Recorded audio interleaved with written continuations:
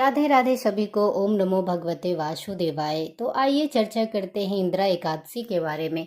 कहा जाता है कि आश्विन माह के कृष्ण पक्ष को मनाए जाने वाली इंदिरा एकादशी सभी पापों को से मुक्ति दिलाने का काम करती है, पितरों को मोक्ष की प्राप्ति दिलाती है और स्वर्ग की प्राप्ति करवाती है। तो इंदिरा एकादशी का महत्व अपने आप में बहुत अधिक है।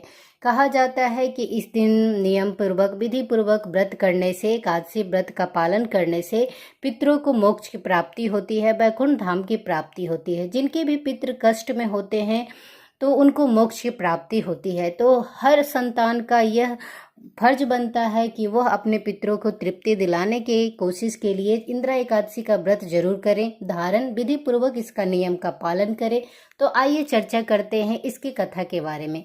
कहा जाता है कि एक बार युधिष्ठिर ने श्री कृष्ण जी से पूछा कि आश्विन माह के कृष्ण पक्ष की एकादशी का क्या नाम है और इसका क्या फल है। तो श्री कृष्ण ने बताया कि आश्विन माह के कृष्ण पक्ष को पड़ने वाली एकादशी को इंदिरा एकादशी के नाम से जाना जाता है और इसका महत्व है कि जो भी इसका पालन करता है उसके पितरों को मोक्ष की प्राप्ति होती है, कष्टों से मुक्ति मिलती है और वैकुंठ धाम की प्राप्ति होती है। कहा जाता है कि सतयुग में एक राजा थे, महिष्मती नगरी में एक राजा थे इस नगर में, जिनका नाम इंद्रसेन था। इस प्रकार वो बहुत धार्मिक विचार के थे, अपने नगर में हमेशा यज्ञ पूजा इत्यादि करते रहते थे। वो विष्णु भगवान के श्री लक्ष्मी जी के परम प्रिय भक्त थे। इस प्रकार बहुत पूजा पाठ करते थे, अपनी प्रजा का देखभाल करते थे। उनके नगर में सभी लोग खुशहाल थे और इंद्रसेन नामक जो राजा थे वो भी पुत्र पौत्र से भरे हुए थे और सुखी कुशल पूर्वक अपना जीवन यापन कर रहे थे। एक दिन उनके नगर में, उनके महल में आए नारद मुनि और कहने लगे कि आप तो सुखी पूर्वक हैं ना, आप बताइए क्या हाल है आपके नगर का। तो राजा ने कहा कि मैं सुखी पूर्वक हूँ, आप ये प्रश्न क्यों कर रहे हैं, पूरा खुलकर बताइए, बातें स्पष्ट रूप से कहिए।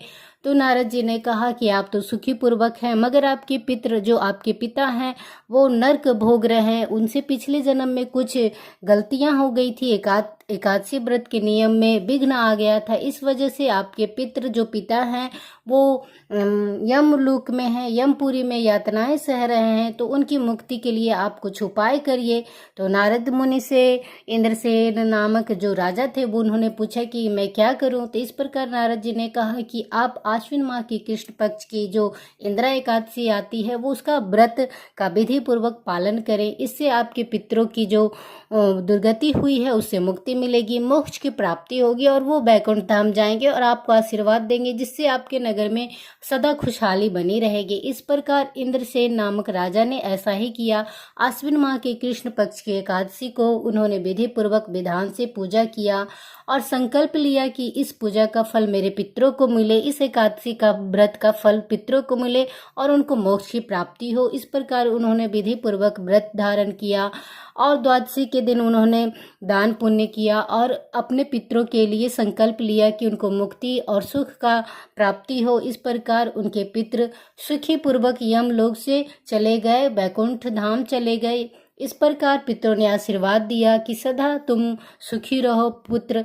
इस प्रकार अपने पितरों की तृप्ति के लिए इंदिरा एकादशी का व्रत धारण करना चाहिए। जिनको भी कोई समस्या है वो इस व्रत का धारण जरूर करें और विधि पूर्वक पालन करें। सूर्योदय से पहले जग जाएं और स्नान करने के पश्चात भगवान जी के सामने संकल्प लें, हाथ में पानी लेकर जल लेकर संकल्प करें कि इस व्रत का पूर्ण फल मेरे पितरों को मिले, उनकी मुक्ति हो, उनको मोक्ष की प्राप्ति हो और वो हमें आशीर्वाद दें सदा सुखी खुशहाल जीवन का और हमारे वंश की वृद्धि हो। इस प्रकार उन्होंने ऐसा ही किया और सभी को ऐसा करना चाहिए, संकल्प लेना चाहिए और द्वादशी के दिन दान पुण्य करना चाहिए उनके नाम से, पितरों के नाम से। तो इस प्रकार और एकादशी के दिन अन्न का दान ना करें और द्वादशी के दिन दान पूर्वक दान करें और श्रद्धा पूर्वक दान करें। इस प्रकार यह व्रत का फल बहुत अधिक है। तो 17 सितंबर को मनाया जाएगा इंदिरा एकादशी। तो आप लोग भी कर सकते हैं, जो भी अपने पितरों की मोक्ष की प्राप्ति के लिए करना चाहते हैं तो कर सकते हैं। सभी को राधे राधे। इस प्रकार एकादशी के दिन कुछ नियम होता है जो करना चाहिए, जैसे तुलसी जी के पास सुबह शाम घी का दीपक जलाएं, तुलसी पत्र उस दिन ना तोड़ें, एक दिन पहले ही तोड़ लें, चावल ना खाएं,